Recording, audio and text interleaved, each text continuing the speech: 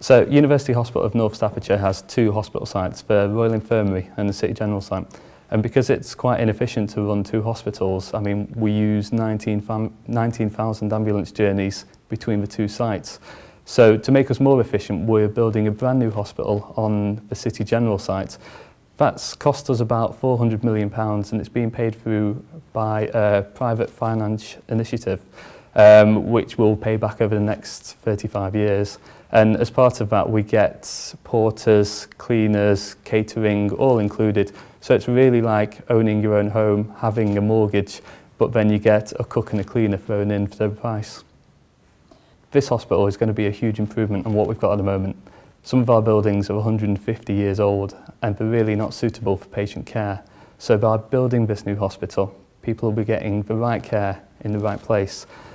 It's the newest hospital in England and it's one of the best in Europe. We've got equipment in this building that no other hospital in the country will have.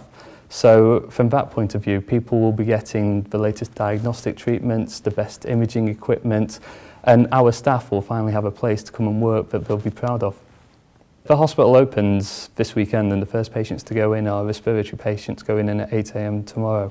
The only people who've been in here so far are our staff, one or two members of the public who've helped us out with orienteering so that we know that the signage works, but we've not had any other media in here broadcasting, so Staffslive are the first. This is such a large hospital. We're talking 550 beds in this part of the hospital and another 450 in the buildings that we're keeping. So we've got about 1,000 beds now.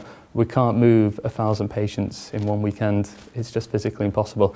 So what we're doing is over the course of the next year, between the 5th of November 2011 and September 2012, we're slowly moving in all the patients. So tomorrow, respiratory patients move into the top floor and some other patients move into an adjoining ward. The ward you've seen will have elective orthopaedic patients who will come in for surgery and then recuperate on one of these wards, and they move in on the 10th of November. And then later on this month, we'll have some operating theatres opening and some areas of critical care which need to go hand in hand because obviously the patients being operated on then have to return to critical care. Now the thing about critical care is at the moment it's another big efficiency because we've got 6 different critical care wards across the hospital. So that means if you're working in a critical care ward, you might have to go and see one patient in one area, one patient in another area, and another patient on even a different hospital site. Soon you'll be able to have all your patients under one roof, you'll be able to see your colleagues working at the next bays, and it'll just be incredibly efficient and good for patients. This hospital is one of the finest in the country, and what we found is, because we're also a teaching hospital in conjunction with Keele University, is that staff really want to come and work here, and to be the best hospital you've got to attract the best staff. If you want to be one of the best doctors, you want to work in a facility like this, you want to work in a teaching hospital, and you want to be able to do research that you wouldn't be able to do at any other hospital. And that's the great thing about University Hospital of Staffordshire at the moment, is that we have this brand new hospital. We are a teaching hospital with Keele University and we have our own research facilities.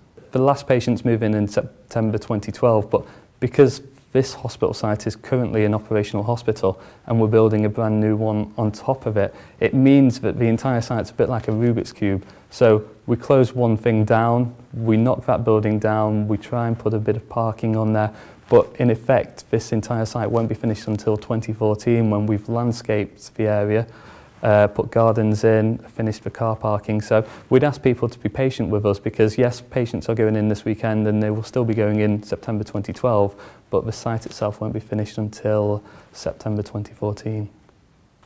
I think the most important thing about this hospital, it's been built for patients in mind and to make sure that they get the very best care in the right environment. And we've built it with 50% single rooms, 50% 4-bedded bays, so it really does protect the patient's privacy and dignity, which is one of the most important things when they come into hospital, because they come in as a normal person, but then they get put into hospital robes, put into a bed, and it's important that they still feel like an individual.